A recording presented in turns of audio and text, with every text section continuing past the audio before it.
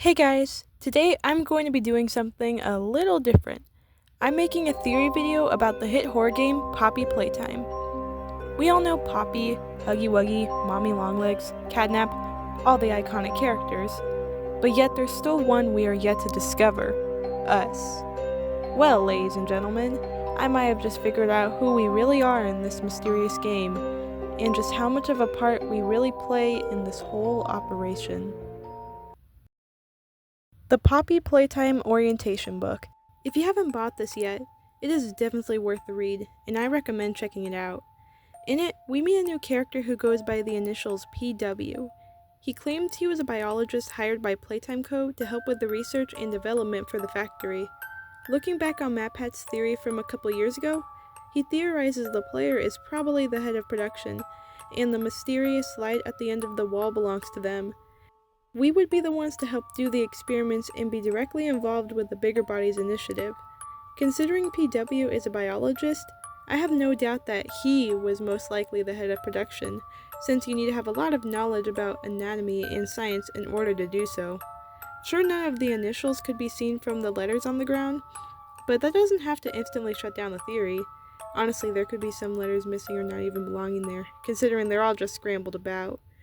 Besides, not only was he a biologist, but based on the notes he's written in the orientation book, he clearly has learned more about the factory than any other regular employee there, meaning he had to be a higher up in some way. But I think this situation goes down even further. At the beginning of the book, he states, "They said I had exactly the skills they wanted, but they were vague about what exactly they wanted my skills for." As crazy as it sounds, there is a chance that he was unknowingly helping to work on these experiments. Playtime Co. knew no kind of sane person would want to participate in slaughtering kids and using them in such immoral ways. They might have been running low with options, but they knew they had to have someone. So what better way to manage that than hiding the true intentions behind the job?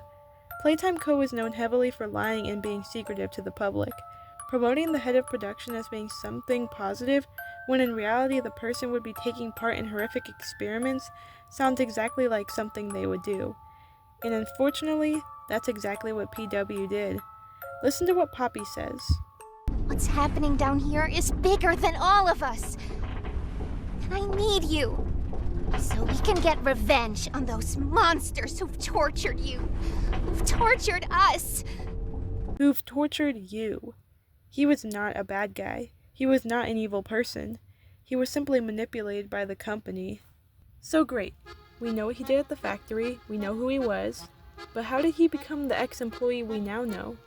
How did he go from being one of the top people in the corporation to a lone survivor returning years later? Well, based on the orientation book, I think over time he eventually grew suspicious over the company and what they were really up to.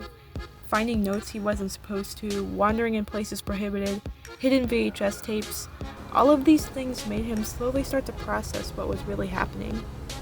So because of that, it was likely that our dear protagonist, PW, ended up quitting.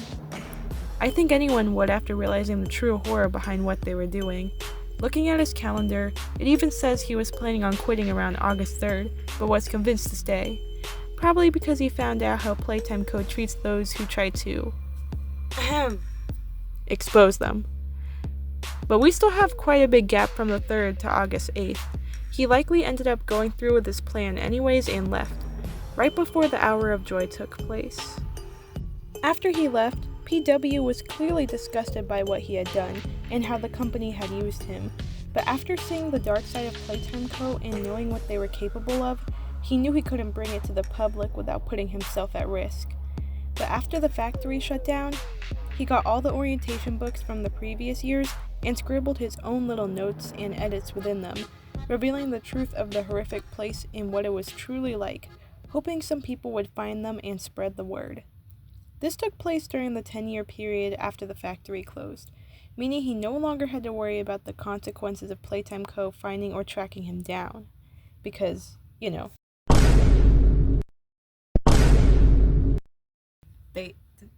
they were all dead. And should you come back years later, your conscience finally getting the better of you. May you descend into the dark and the dust, finding all that awaits you are incomprehensible horrors. PW finally returns years later after everyone in the factory disappeared, searching for his co-workers and what happened in his absence. This is where he sees the true nightmares of his creations unfold.